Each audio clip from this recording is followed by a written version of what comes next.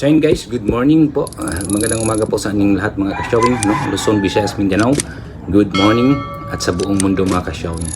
So for today's video mga ka-showing ay atin pong pag-usapan, no? Itong tungkol po sa fixed term seating na ginawa po ng Congress at Senate. So hindi pala ito bawal sa saligang batas, no? Itong ginawa po nilang fixed term. Dahil ang bawal po sa saligang batas ay yung i-postpone at i-extend ang termino ng barangay official.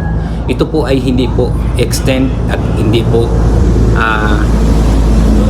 postpone. Ito po ay fixed term ang ginagawa po ng Congress at Senate mga kasoy. Kaya hindi po ito bawal sa saligang batas mga kasoy. Pakinggan po natin itong si Congressman Panaligan mga kasoy. So bago natin panoorin itong video na ito mga kasoy, ay don't forget to like, share, and comment down below mga showing para makita po natin ang inyong mga komento tungkol po dito sa panonoodin at pakinggan natin na video po mga ka-showing. And don't forget to subscribe mga ka-showing. So narito po, panoorin po natin kung ano po ang masasabi ni Congressman Panaligan tungkol po dito sa ginagawa po nilang fixed term seating ng barangay official mga ka-showing, kung ito ba'y bawal sa saligang batas o hindi. So narito, panoorin po natin.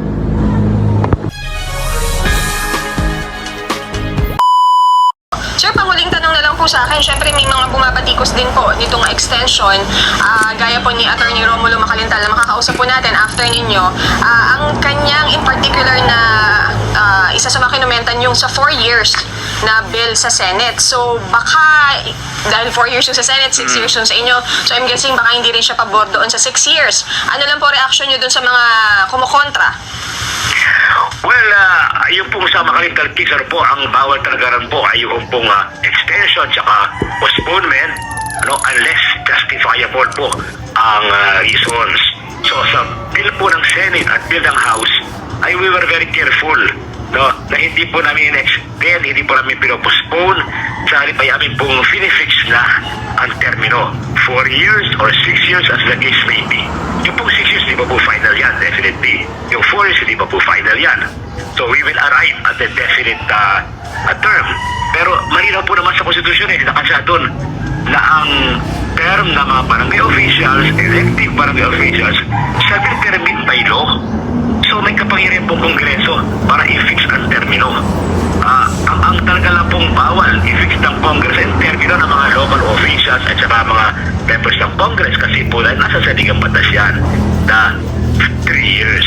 Pero nasa saligang batas din, klarong-klaro naman na ang kapangyarihan mag-fix ng term ng mga barangay officials ay nasa Kongreso po nakalagak. Kaya sa pananaw po ng marami sa Senate at saka House ay ito po ay constitutional. We are not extending, we are not postponing, we are finally fixing with definiteness kung ano ang termino ng barangay officials na kapangyarihan pong nakalaan sa Kongreso sa aling po ng saligang batas. At narito po mga ka-showing, panoorin po natin kung bakit po pinopost po nila na maging fixed term ang barangay official mga ka-showing, kasi ito po ang dahilan kung bakit gusto nilang ma-fixed term ang barangay official mga ka-showing. So narito, panoorin po natin uli, at pakinggan po natin si Congressman Panaligan mga ka-showing kung ano po ang kanilang decision kung bakit po ipopost po nila na maging fixed term ang barangay official mga ka-showing. So narito po, panoorin din po natin uli. Palawig to 6 years ang term ng barangay officials. Ano po ba ang rationale nito? Bakit po natin naisip na 6 years?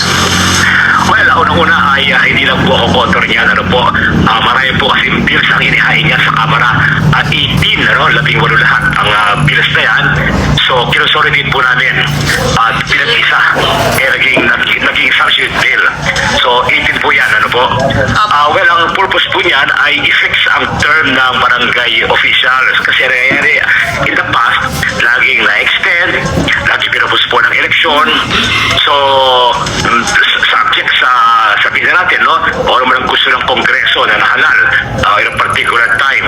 Kaya sabi po namin, para wala ng postponement, wala namang extension, na ayon sa Supreme Court ay illegal at constitutional, ay finix na po namin ang termino.